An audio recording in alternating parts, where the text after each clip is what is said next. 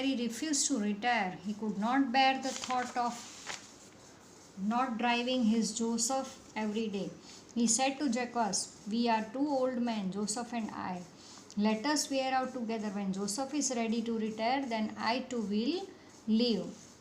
Then one morning, Jacques had a dreadful news for Perry. He said, "Perry, Joseph did not wake this morning. He was very old. Perry, you know, he was 25, and that is like 75 for men. You know, when horse age is of 25 years, it is said to be an old. But human being's age is like 75 years when the animal age is of 25. Yes, Perry said slowly, "I am 75. Now I shall never see him again, my poor Joseph." Means Joseph was dead.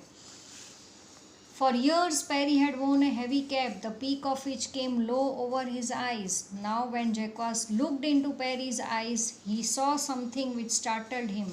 He saw a dead, lifeless look in them. The eyes were mirroring the grief that was in Perry's heart and in his soul. It was as though his heart and soul had died. When he heard the news that Joseph was dead, he was very much upset.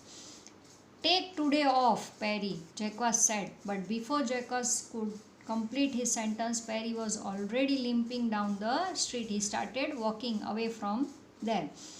Tears were streaming down his cheeks and he was sobbing. There was a warning yell from the driver of a huge truck that was coming fast, and there was the scream of brakes.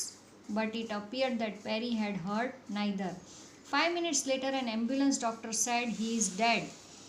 Jacques and several other milk wagon drivers had arrived then.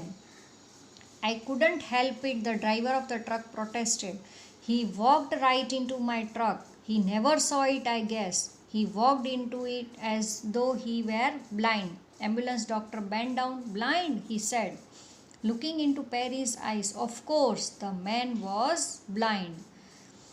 This man has been blind for 5 years. Then he turned to Jacques and said, "You say he worked for you? Didn't you know he was blind?" "No, no," Jacques said softly. "Nobody in the milk factory knew that Perry was a blind man since 5 years. None of us knew. There was only one who knew, a friend of his named Joseph. It was a secret, I think, just between those two."